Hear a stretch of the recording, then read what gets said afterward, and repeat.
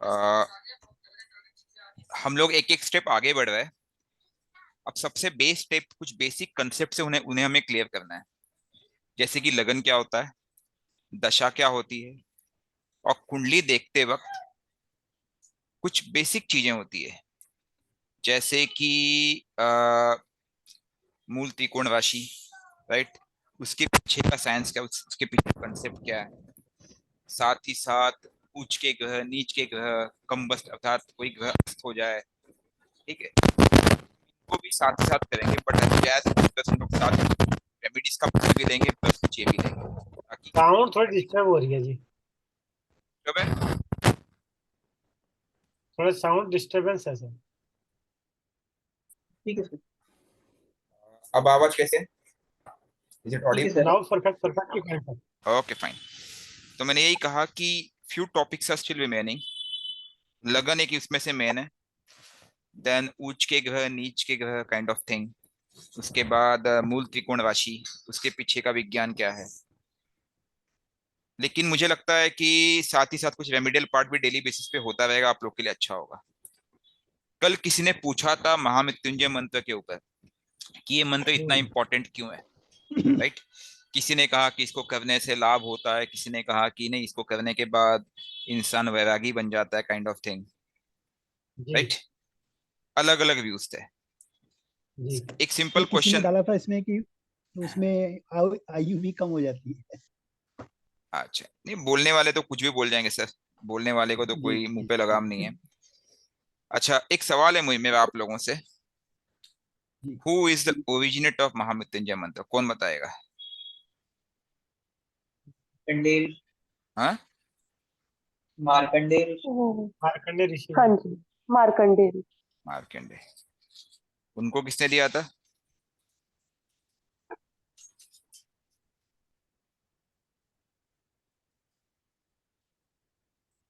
शायद आप लोग को पता नहीं है कि सबसे पहले शिव जी ने महामृत्युंजय मंत्र जिसको दिया था वो थे शुक्राचार्य जी। स्पेलिंग गलत हो गई, सॉरी। किसी को पता नहीं है? सर ये जी। अमृत संजीवनी विद्या जो दी थी, ये यही उसी का मंत्र है ये। जी।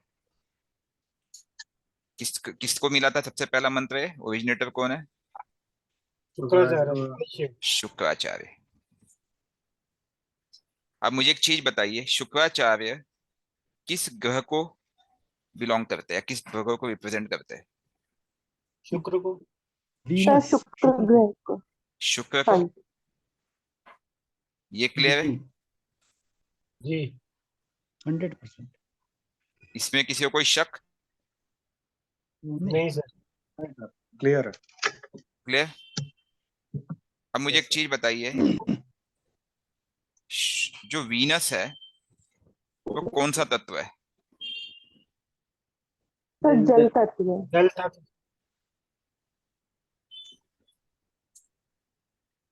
ठीक है, हाँ वाटर जी। ठीक है। एलिमेंट। यहां तक किसी को कोई डाउट है? नो नहीं सर। सर। नहीं सर। ओके। अब मुझे एक चीज बताइए, ह्यूमन बॉडी, ह्यूमन बॉडी में सबसे ज्यादा कौन सा एलिमेंट है? जल सर तत्व water 70%। Element. Water water element. Perfect. कितना परसेंट है? हाँ जी। 70। 70%। हाँ। Perfect answer. 70% के आसपास है। 70%। There is a concept in astrology, ठीक है, जो मैंने अनुभव किया है, that is a concept of 70-20-1.1। ऐसा कहीं सुना आपने इस कंसेप्ट को? नहीं नो। सर। इसको हम थोड़ा डिफाइन कर लेते हैं। 70-20-1, 70-20, sorry, it's not 20, it's 25. 70-25, 29, I think 28 or 29 है। 28, 1 यस। ये थोड़ा रेशियो 70 और 28 ये डिफरेंट करता है, क्योंकि बॉडी का जो लिक्विड परसेंट है वो 75 तक भी जाता है। ठीक है, it depends on person to person. अब इसका मतलब ये है वाटर एलिमेंट, ठीक है, उसके बाद फॉलोड बाय हाँ जी अर्थ एलिमेंट, फिर air and fire, वीफ, you can say that way. अब क्या होता है कि सब बॉडी की सबसे ज्यादा इंपॉर्टेंट एलिमेंट कौन सा है? वाटर एलिमेंट, जल तत्व। वाटर ठीक है, 12th हाउस काल पुरुष की कुंडली कौन सा तत्व है? वाटर एलिमेंट तीन जल राशि जल तत्व। जल तत्व किसका मीन कारक है? वाटर मुक्ति का कारक है। हम्म तो जब डिसीज होती है हमें, सो कॉल्ड, ये हम जब बीमार पड़ते हैं तो क्या होता है? क्या होता है डिसीज में? Damaging of these elements. क्या होता है? Damaging of element. Damaging of element, ठीक है, या फिर टॉक्सिफिकेशन। अंदर का ठीक है, सिस्टम सिस्टम बिगड़ रहा है, गड़ा मतलब जाता टॉक्सिन्स आ है। गए। अब क्योंकि जी। महामृत्युंजय मंत्र के जनक शुक्राचार्य, ठीक है, इसके जनक शुक्राचार्य है और उनका प्लैनेट वीनस है जो कि एक जल तत्व है। जल तत्व प्लैनेट एक और है, वो है मून। मून। मून तो शुक्राचार्य के रिलेटेड जो भी चीजें, उनका सबसे पहला प्रभाव किस पे पड़ेगा? जल तत्व पे।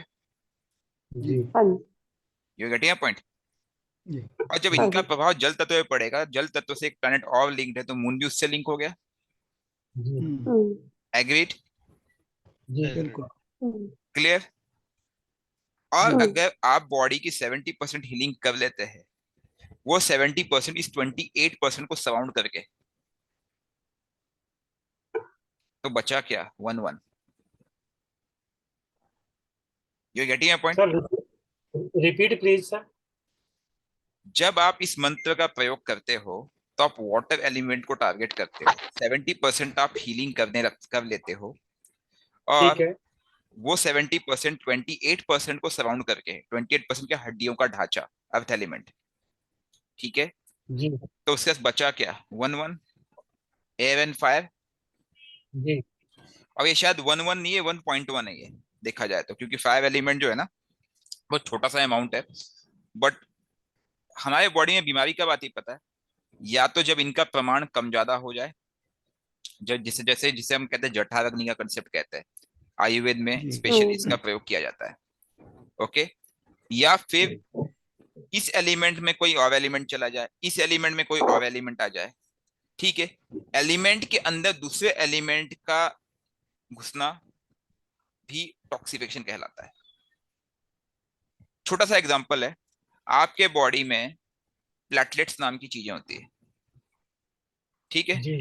हाँ जी अब वो प्लेटलेट बहुत बढ़ गए, हम्म डब्ल्यूबीसी होते हैं, बहुत ज्यादा बढ़ जाए, जी। आप क्या करोगे? दैट मीन्स इसमें किसी ना किसी ने एंट्री की ना, यहां में से टॉक्सिफिकेशन। यहां से किसी ने एंट्री की ना। जी। अब क्या होता है कि जल तत्व से रिलेटेड जो भी डिसीज होते हैं, उनमें महामृत्युंजय या शुक्र से रिलेटेड या चंद्र से रिलेटेड जो मंत्र है, या भोलेनाथ से रिलेटेड मंत्र बहुत तगड़ा काम करते हैं। और जब ये हील होता है तो इनडायरेक्टली ये अर्थ एलिमेंट को हील करता है, ठीक है। अब महामृत्युंजय मंत्र को संपुटित करके अलग अलग तरीके से प्रयोग किया जाता है। लघु रूप भी है इसका, जी। लघु मृत्युंजय मंत्र कहा जाता है, ठीक है। गायत्री मंत्र से संपुटित करके बोलते हैं कि, अब इसके बैकग्राउंड मुझे पता नहीं है, मैंने प्रयोग किया है लेकिन मुझे इसका बैकग्राउंड नहीं पता है कि सही क्या है गलत क्या है। क्योंकि कुछ लोग ये कहते हैं कि ओम भूर्भुवः स्वः और त्र्यंबकम यजामहे, ये एक्चुअल में महामृत्युंजय मंत्र है, ठीक है। बट ओरिजिनल मंत्र ये है, इसका कारण बताता हूं मैं। अर्थ के अक्रॉस जो एक्सिस रोटेशन है किसका? वीनस का, ठीक है, जी कितना है? अप्रोक्सीमेटली 224 डेज शायद, if I am not wrong, ठीक है। अब वीनस की महादशा कितने दिन की होती है? 20 years 20 years. Yes. 20 ईयर्स। जी इसको थोड़ा छोटा कर लेता था कि एक ही शीट में आप लोग को नजर आ जाए। थोड़ा टेक्निकल जाना चलेगा ना आप लोगों को? कि हाँ अगर बिल्कुल हाँ बिल्कुल जी सर. नहीं, अगर ओवर होता हो तो फिर नहीं बताऊंगा, कोई दिक्कत नहीं। नहीं नहीं सर ये नहीं। डेप्थ ये बहुत जरूरी है सर. अच्छा ठीक है। अब वीनस की जो महादशा है ये 20 years,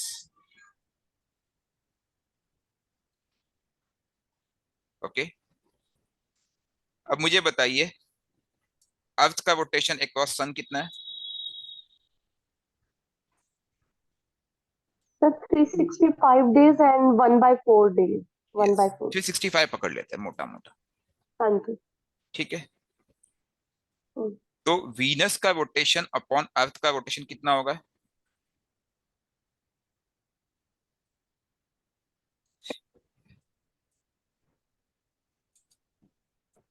seven 7.5 approximately, right? Okay clear?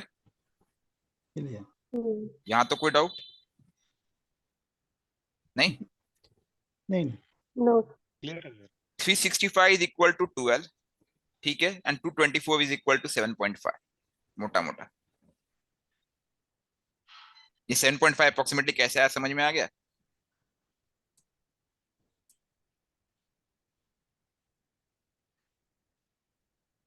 ठीक है। अब इसी बेस सर को मैं डिवाइड मानता, किया ना आपने. हाँ, जी अब इसी बेस को मैं मानता हूं 20 मल्टीप्लाइड बाय 12 डिवाइडेड बाय 7.5 कितना आएगा? 32 अप्रोक्सीमेटली। महामृत्युंजय मंत्र के शब्द, अगर आप ओम को निकाल दो तो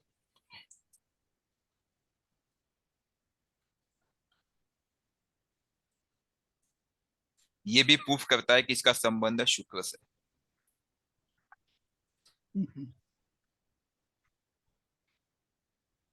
अगर आप टेक्निकली कंसेप्चुअल जाए, न्यूमरोलॉजी पे किसी ने काम किया आप लोगों में से? थोड़ा बहुत नहीं. मैंने सर। न्यूमरोलॉजी भी एक बहुत बड़ा साइंस है। जैसे सुना होगा किसी ने अपना नाम का एक लेटर बदल दिया, अमिताभ बच्चन एक एग्जांपल है, और वो सक्सेसफुल हो गया, राइट? हाँ जी. ये सब साइंस है, कोई झूठ नहीं है इसमें। तो ये एक बेसिक है। अब इसको कैसे प्रयोग करते हैं, कहाँ कहाँ करते हैं, वो एक बहुत बड़ा टॉपिक हो जाएगा, क्योंकि महामृत्युंजय मंत्र एक ऐसा मंत्र है कि अगर मैं 6 घंटे भी इस पर डिस्कस करना चाहूँ तो ये बड़ा टॉपिक है। इसमें पूजा की विधियां हैं अलग अलग तरीके से, इसमें कैसा प्रयोग किया जाए, जैसे धन के लिए, मतलब ये एक तंत्र का पाठ भी हो जाता है अगर इसको देखा जाए तो, अगर प्रयोग में लाया जाए तो। बट ये केस टू केस डिपेंड करता है। हम केवल कंसेप्ट को समझ रहे कि ये डिटॉक्सिफिकेशन कैसे करता है और क्रिटिकल केसेस में इसको यूज क्यों किया जाता है। You got my point? जी क्रिटिकल केसेस में अक्सर दो मंत्रों का प्रयोग किया जाता है, पहले महामृत्युंजय, दूसरा एक गायत्री मंत्र। अब गायत्री मंत्र का संबंध कहीं ना कहीं वायु तत्व से बहुत तगड़ा बनता है और उसमें राहु के प्रभाव को रोकने की क्षमता है, ठीक है। खैर ये रेमेडियल पार्ट में हम लोग जब धीरे धीरे आगे बढ़ेंगे ना फ्यूचर में, तब हम लोग देखेंगे कैसे ये सब काम करते हैं, ठीक है। गोइंग बैक टू लगना, फिर ये तो क्लियर होगा ना, समझ में आ गया ना? जी सर। जी हाँ जी जी. सर जी सर ये सबको अलाउड नहीं रहता या परमिटेड नहीं रहता सर, इनका मैंने मैंने कोई गुरु नहीं किया, मैं झूठ नहीं कहूंगा। जी मेरे जी मंत्र जाप की संख्या अगर 20 लाख के ऊपर भी गई होगी तो भी मुझे आश्चर्य नहीं होगा, क्योंकि मैंने कभी काउंट नहीं किया। उसके बाद स्टार्टिंग में कर रहा था, बाद में फिर अनकाउंटेड, कभी कभी 6-6 घंटे भी मैंने मंत्र जाप किए, ठीक है। कोई गुरु की जरूरत नहीं पड़ी, कुंडलिनी शक्ति मैंने खुद जागृत करने की कोशिश की अपनी। हाँ लेकिन मैंने एक काम किया था, शिव जी शिव मंदिर में गया, भोलेनाथ को अपना गुरु बना दिया, माँ वैष्णव को आह्वान किया, बोला भाई I don't have any live गुरु, आप ही हो, आप ही सखा हो, आप ही सब कुछ, and I am going ahead. अब ये मैंने भी सुना है, किताबों में हर जगह लिखा गया है, आई डोंट नो, बट मुझे लगता है कि अगर आप मंत्र का कोई दुरुपयोग नहीं करना चाहते, आपके मन में कोई इच्छा नहीं है कि मैं इसका कोई मिसयूज करूं, तो कोई भी शक्ति आपका बुरा नहीं करेगी। और महामृत्युंजय एक सात्विक मंत्र है, इसका कहीं भी, ये तंत्रोक्त मंत्र नहीं है, इसलिए इसको कोई भी व्यक्ति यूज कर सकता है। निर्वाण मंत्र में कह सकता हूँ कि उसका एक तंत्रोक्त से एक संबंध है, ओम एम ह्रीम क्लीम चामुंडाय विच्चे, ठीक है, हालांकि मैंने वही साधना सबसे ज्यादा की है, लेकिन महामृत्युंजय कोई भी व्यक्ति कर सकता है। बस एक चीज में ध्यान रखना है, सात्विकता चाहिए जीवन में, ये सबसे इंपॉर्टेंट है। मैं एक लाइव एग्जांपल बताता हूँ। मेरी बेटी की कुंडली में थोड़े से दोष थे, अश्लेषा नक्षत्र, मंगल की दृष्टि, वक्री मंगल की दृष्टि, वक्री शनि की दृष्टि, ठीक है, राहु की दृष्टि लगन पे, और 1 साल के होते होते उसके ब्लड में बहुत सीवियर डिसऑर्डर हुआ। टेंट में उस समय मैं यहाँ पे नहीं था, और दे ट्राइड 10 to 12 डॉक्टर्स, और 1-2 एडमिट भी करना पड़ा। फिर मैंने उसका चार्ट देखा, एनालाइज किया, समझ में आई बात, क्योंकि अग्नि तत्व जल तत्व का मेल, और उस पे भी इस तरह की तीव्र दृष्टियां। मैंने कुछ नहीं किया, सिर्फ मैंने बोला कुछ मत करो, जल लो, गंगा जल लो, पिताजी को कहा महामृत्युंजय का मंत्र जाप करो, और उस एनर्जी को उस जल में ट्रांसफर करो, उस बच्ची को पिला दो, and she will be fine. चमत्कारी रिजल्ट रहा है, ठीक है। तो और ये प्रयोग मैंने कराया है, मैं अपने घर की बात बता रहा हूँ, बाकी छोड़, इस मंत्र का प्रयोग लाइव एग्जाम्पल, क्योंकि उसके ब्लड में दिक्कत आ रही थी, फाइन। जो कुछ रेमेडीज में बता रहा हूँ, those all remedies I have experienced myself। और अगर कोई रेमेडी मैंने एक्सपीरियंस नहीं की, मैं बता दूंगा I don't have experience, this is what I have learned. ठीक है, आगे बढ़े। बिल्कुल हाँ परफेक्ट। जी ठीक है, अब हम लगन की बात करते हैं। लगन क्या होता है? Sir, first house. First house. और सर होराइजन में जिस समय व्यक्ति जातक का जन्म हुआ उस समय होराइजन में जो राशि उदित थी वो लगन। Perfect answer. और हम खुद हैं लगन, मतलब हम अपने आप को रिप्रेजेंट करते हैं। लगन का कंसेप्ट उत्तर भारत में आया है सबसे पहले, और वो कंसेप्ट बहुत बढ़िया रहा वैसे देखा जाए तो। You know it very well कि अगर ये मेरा अर्थ है, अर्थ के चारों तरफ प्लैनेट्स है। अब सन के हॉरिजॉन में, सन के हॉरिजॉन का मतलब है कि सन से ईस्टर्न डायरेक्शन, अगर कोई व्यक्ति यहाँ पैदा हुआ तो उसके लिए भी एक ईस्ट डायरेक्शन होगा। अब वो सन के हॉरिजॉन में ये जो डायरेक्शन है वही हुआ सन का, right. Now each individual is born, क्योंकि 360 डिग्री 24 घंटे कोई ना कोई बच्चा पैदा हो रहा है, एम आई राइट? जम्मू, दिल्ली, नागपुर, चेन्नई, राइट। बिल्कुल। और आपको भी पता है कि राशियां जो है वो एक इमेजिनरी ऑर्बिट है, 360 डिग्री डिवाइडेड बाय 12, 12 राशियां, ओके, राइट, एंड 27 नक्षत्र जो कि फिक्स है, ओके। हम रिवॉल्व हो रहे हैं इसके अक्रॉस।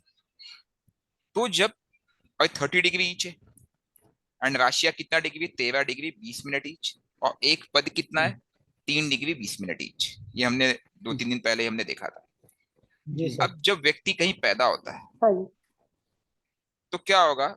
ईस्टर्न हॉरिजॉन में तुरंत ये जो राशि है, राशि को जहां कट करता है, जितने डिग्री पे और जिस राशि पे, वो उसका लगन माना जाता है, उसे कहते हैं असेंडेंट।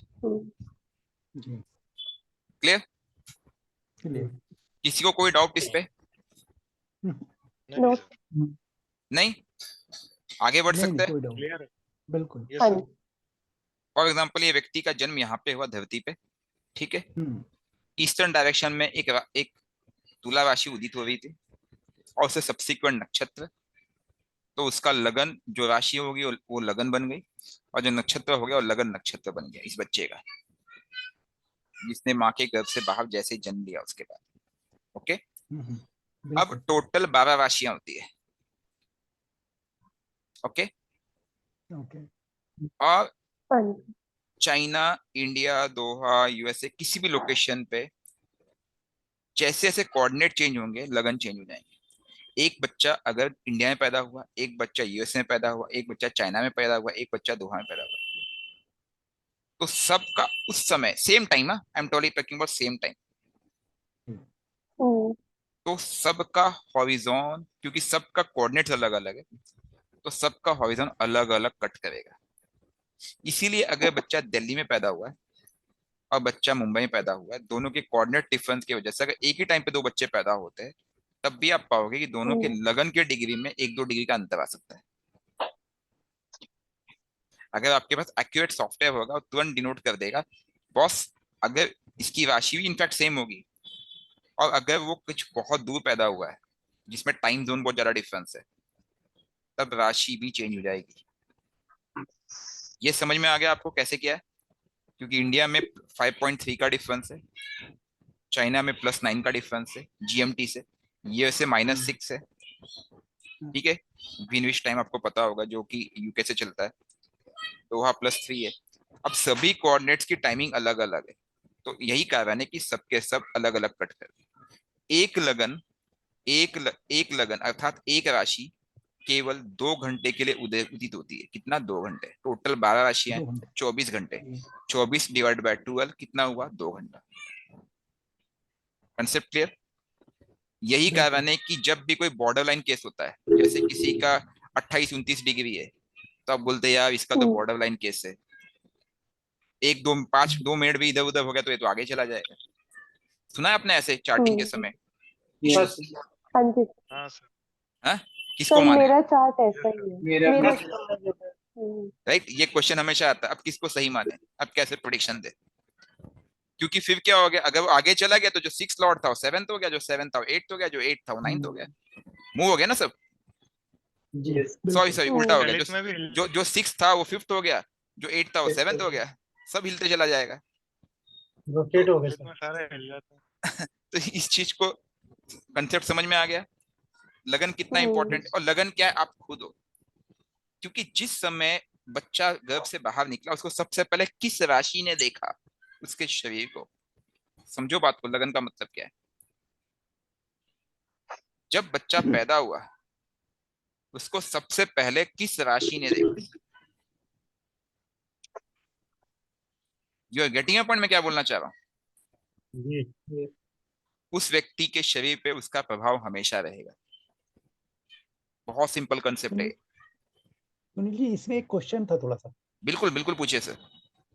ये जो पहले पुराने टाइम में जो जन्म पत्रियां बनती थी, हाँ उसमें पंडित जी हाथ से बनाते थे। हाँ जी, अभी वही जन्म पत्री को हम सॉफ्टवेयर में डालते हैं, हाँ हाँ। तो वो हाउस भी बदल जाता है और प्लानेट भी आगे पीछे हो जाते हैं। आ, देखो जो जन्म उसको पत्रियां, हाँ जी, आप बताइए, आप पहले पूछ लीजिए उस, सर। हाँ, उसका उसका रेक्टिफिकेशन कैसे होना चाहिए? मतलब वो, मतलब प्लानेट ही अगर आगे रेक्टिफिकेशन, पीछे हो गया। रेक्टिफिकेशन एक अलग टॉपिक है। रेक्टिफिकेशन कई टेक्निक्स है। जी रेक्टिफिकेशन नाड़ी में किया जाता है, रेक्टिफिकेशन आपके वैदिक में किया जाता है, जी रेक्टिफिकेशन कई टेक्निक से किया जा सकता है, बीटीआर, जी जी ठीक है।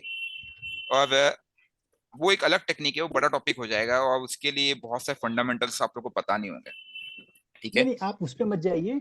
बट जैसे आप ये बता रहे हैं, इसी में मतलब यही छोटा सा है कि भाई अगर किसी बच्चे का जन्म दोपहर को 1 बजे हुआ हम्म, और उसमें मंगल की प्लेसमेंट है, वृश्चिक की राशि है। हम्म। अब अगर उसको सॉफ्टवेयर में डालते हैं तो वो तुला राशि में चला गया और उसकी प्लेसमेंट चेंज हो गई। मैं वो चीज पूछ रहा हूँ। इसका 2 कारण है, जी 2 कंसेप्ट है इसमें। एक है 365 डेज को बेस मान के जो कि सॉफ्टवेयर करते हैं, और जी बहुत सारे पंडित जो है वो बोलते हैं बॉस 365 को मैं नहीं जानता, हाँ टोटल 360 डिग्री होती है। मेरे लिए 360 का आधार बेस है, मैं 360 को बेस मानूंगा। ओके। और 360 और 365 दो अलग अलग टेक्निक से जब आप कैलकुलेट करते हो तो दशाओं में भी लगभग 2 से 3 महीने का अंतर आ जाता है। ठीक है। अब इस चीज को लेकर के कई लोगों में मतभेद है, कई लोगों में। हाँ जी। ये एक रिसर्च का टॉपिक है जिसमें आप केस स्टडीज लो, अपने इवेंट को डिफाइन करो, 360 ठीक है। से आप खुद कैलकुलेट करो पूरा, और एक 365 से करो। अब कहानी ये है कि जो पंडित जी लोग होते हैं इनके पास होता है पत्रा, हाँ वो पूरा पत्रा से देखते हैं, देखा होगा आपने ठीक है। उनके काम करने की टेक्निक। और वो हाँ बेस किसको, हाँ जनपत्रा, वो बेस किसको बनाते हैं पता है? जी। किसको बनाते हैं वो बेस? इसको, इस भाई साहब को बनाते हैं, मून को। मून को बेस बना के कर। मून को बेस बनाते हैं 27.3216 के हिसाब से नक्षत्र में इक्वल डिवाइड करके, वो इसको बेस बना के खेल खेलते हैं। अभी मैं ये सब आपको बताने वाला था, आपने इतने में क्वेश्चन पूछ लिया। ठीक। अच्छा सॉरी। नहीं कोई बात नहीं। कहने का मतलब है कि व्यक्ति ने जब जो व्यक्ति पैदा हुआ यहाँ पे, ठीक है, जी। उसने एक राशि को, उदित राशि को उसने कट किया, ठीक है, हॉरिजॉन को कट किया और वो उसका लगन बन गया, ठीक है। तो लगन का प्रभाव उसके शरीर पे पड़ा, जी। लेकिन उससे डायगोनली कुछ डिग्री पे कहीं भी एक और प्लैनेट है मून, जो कि सबसे नजदीक है, उसने भी इसको साथ में देखा। जी। एक तरफ एक राशि और एक नक्षत्र ने उस व्यक्ति को देखा, उस उस एनर्जी को देखा, उस सोल को देखा, उसके शरीर, उसके तत्वों को देखा, और उसने उस पर एक इमेज डाल दी। एक इमेज डाल दी, भाई मैंने इमेज डाल दी, जनरेट कर दी, अब ये इमेज का तू बन गया। और दूसरी तरफ उसके तत्वों पे तो प्रभाव इनका नहीं पड़ सकता ना ज्यादा, ठीक है। उस व्यक्तित्व पे उसने प्रभाव डाला, उसके तत्वों पे किसने प्रभाव डाल दिया? चंद्र ने। तो उसके मन पे किसका प्रभाव पड़ा? मून का। चंद्रमा। ठीक है। तीसरी तरफ ठीक है। एक और शक्ति है जिसे कहते हैं सन, जो कि आत्मा का कारक है, वो कहीं बैठा था, उसका भी एक प्रभाव पड़ गया। अक्सर देखा होगा, ये कहा जाता है कि अगर मून, अगर सन 10th लॉर्ड या फिर उसके आसपास से उसका संबंध बनता है, ठीक है, या 10th हाउस में है, तो व्यक्ति गवर्नमेंट जॉब कर सकता है। ऐसा कई वैदिक ज्योतिष अपने अपने थंब रूल लेके आए, पढ़ा होगा आपने कहीं। हाँ हाँ बहुत जगह लिखा है। गवर्नमेंट जॉब में सूर्य की भूमिका, ये वो कई चीजें। हालांकि उसके पीछे और भी कंसेप्ट है, ये बहुत ही मोटा मोटा एक टूटा टूटा सा कंसेप्ट लोग लेके आ गए हैं, ठीक है। उसका साइंस अलग ही होगा, मे बी जब हम लोग इसकी बात करेंगे कर्म क्षेत्र भी, तब उस पर देखेंगे। तो अब देखो कि एक व्यक्ति जब पैदा हुआ, उस पर 3 मुख्य एस्पेक्ट आए। एक आया उसके लगन का शरीर पे, दूसरा उस पे मन पे, और तीसरा उसके आत्मा पे। तो तीनों अपनी अपनी जगह इंपॉर्टेंट है। अब कई जगह लगन कुंडली देखी जाती है, कई जगह चंद्र कुंडली देखी जाती है, और कई जगह सूर्य कुंडली। हालांकि सूर्य कुंडली का प्रयोग बहुत कम होता है आजकल, ठीक है। अब लगन कुंडली की इंपॉर्टेंस आपको समझ में आई गई होगी जी। व्यक्ति खुद, चंद्र कुंडली की इंपॉर्टेंस समझ में आ गई, उसका मन, ठीक है। अब अगर वो मन और व्यक्ति खुद आत्मा को लिंक कर ले या आत्मा का प्रयोग कर ले, तो क्या व्यक्ति आसमान नहीं छू सकता है? आपके जीवन में ये तीन चीजें, लगन, चंद्र और सूर्य, अगर ये किसी तरह से दूषित ना हो, तो क्या व्यक्ति आसमान नहीं छुएगा? क्योंकि उसकी आत्मा में वो ऊर्जा है कि वो जो चाहेगा वही करेगा। उसके मन में वो बल है अर्जुन की तरह, कि वो दिशाहीन घोड़े की तरह आगे बढ़ेगा, और उसके शरीर में वो ताकत है कि हर शत्रु को परास्त करेगा। विश्व विजेता हो गया ना व्यक्ति। जी। यही कारण है कि कई बार ज्योतिष क्या करते हैं, किसी भी इवेंट को लगन कुंडली से देखेंगे, फिर चंद्र कुंडली से भी देखेंगे, और अगर दोनों कुंडली किसी पर्टिकुलर हाउस को इफेक्टिवली एक्टिवेट कर रही है, तो कंफर्मेशन दे देगा, boss this is the activation. Concept clear है यहां तक? क्लियर है। हाँ जी। किसी को कोई डाउट? नहीं सर कोई डाउट। हम लोग स्लो चल रहे हैं ना, कोई फास्ट तो नहीं है? नहीं नहीं, परफेक्ट सर। नहीं, हाँ जी। ठीक है। और सर इसमें देखना जब ये है कि लग्न से देख रहे हैं तो अभी हाँ। ट्रांजिट को लग्न से देखते हैं कि ये चंद्र कुंडली से देखते हैं? वो देखेंगे हम लोग, वो ट्रांजिट एक अलग टॉपिक है। ओके ओके ट्रांजिट एक अलग टॉपिक, ट्रांजिट को देखते समय दशा को बेस बनाना चाहिए। ओके। एक और कंसेप्ट है दशा तुल्य कुंडली, वो भी बहुत अच्छा काम करती है, वो भी एक अच्छा अच्छा कंसेप्ट है, उस पर भी काम करो आप। ठीक है, लेकिन लगन आफ्टर ऑल बेस है। उसके बाद देखने की कई तरीके हैं, कई मेथड्स है। ठीक है। अभी आज ही मेरे किसी मित्र से अचानक डिस्कशन हुआ था, 10 मिनट के लिए मुझे टाइम मिला था। एक ऐसे कंसेप्ट पे चर्चा की, और ठीक कंसेप्ट है। फॉर एग्जांपल, कोई प्लैनेट अगर लगन में बैठा है, ठीक है, लेकिन जी क्या वो जी सिर्फ सर। आपको नुकसान करेगा या फायदा देगा? बॉस, वो आपके मामा के घर से 8वां है, आपके पत्नी से 7वां है, आपके बच्चों से 9वां है, जो प्लैनेट लगन में बैठा है। तो उसका रिलेशन, कहने का मतलब है, अगर आपको किसी चीज को देखना है, फॉर एग्जाम्पल, आपको अपना ही चार्ट, एक चार्ट अगर आपके एक बच्चे का मिल गया ना, आप उसके पूरी फैमिली को डिकोड कर सकते हो। एक चार्ट इनफ है, और उस एक चार्ट से आप उसके पूरे फैमिली के प्रॉब्लम सॉल्व कर सकते हो। Only one chart is enough. क्योंकि होता क्या है कि अगर मेरा 6th लॉर्ड कहीं बैठा है, वो किससे रिलेट कर रहा है? 6th लॉर्ड को अगर मैं यूटिलाइज करूंगा, अगर 6th लॉर्ड को मैं पॉजिटिवली लेके चलूंगा, तो वो जहां बैठा है उस रिलेशन को भी कंट्रोल कर लेगा। You are getting a point?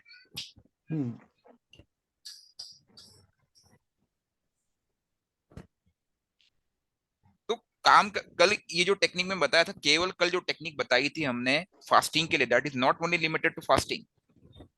जब भी हम रेमेडी करते हैं, कोई भी remedy, whether it is a colour remedy, whether it is a jyotirlinga remedy, whether it is a rudraksha remedy, whether it is a ratna remedy, tattva remedy, किसी भी तरह की रेमेडी आप डिफाइन करो, एक ही चीज को करने के लिए 10-12 मेथड्स है। बट उसमें दो ही कंसेप्ट होता है, रेमेडी दो ही प्रकार की होती है। एक होता है डिटॉक्सिफिकेशन होता है, एक होता है एनर्जाइजेशन। तीसरी को टेक्निक होती नहीं है। डिटॉक्सिफिकेशन में आप क्या करते हैं? नेगेटिविटी को निकालते हो। एनर्जाइजेशन में क्या करते हो? उसको ताकत देते हो। ठीक है। ठीक है। जो हम लोग रत्न पहनते हैं वो कैसे काम करती है? हम किसी एनर्जी को एनर्जाइज कर रहे हैं, तो क्या करती है? दूसरे नेगेटिव एनर्जी को दबाने की कोशिश करती है। बट उसमें कैलकुलेटिवली इतना इजी नहीं होता है, क्योंकि मैंने देखा है कि जब आप रत्न पहनते हो, 90% केसेस में ये ऑब्जर्व्ड है कि वो रत्न एक जगह आपको फायदा देगा, दूसरी जगह नुकसान भी देता होगा। ठीक है। मैक्सिमम केस में लोग आपके पास आते हैं, भाई भैया मेरे पास पैसे, मुझे पैसे की दिक्कत है, पैसे के लिए मुझे रत्न बता दो। लेकिन उसको ये नहीं समझ में आया, वो पैसे के लिए तो उसे रत्न पहना दिया जाएगा, लेकिन उसका मानसिक चैन छीन सकता है, उसकी माँ को हेल्थ इश्यूज आ सकते हैं। राइट। ठीक है। ऐसे एक केस था, किसी ने सैटर्न का रत्न पहना था, और उससे फिर प्रेडिक्ट किया गया, बॉस एक बात बताओ, आपने रत्न तो पहना, लेकिन क्या उसके कुछ दिनों बाद आपके बेटे का चोट लगी थी क्या? वो बोली हाँ बिल्कुल सही। अब सैटर्न का रत्न उसको उसने पहना, उसको फाइनेंशियल फायदा हुआ, लेकिन दूसरी तरफ बेटे को नुकसान हो गया, एक्सीडेंट हो गया था उसका, बेसिकली फ्रैक्चर हो गया था।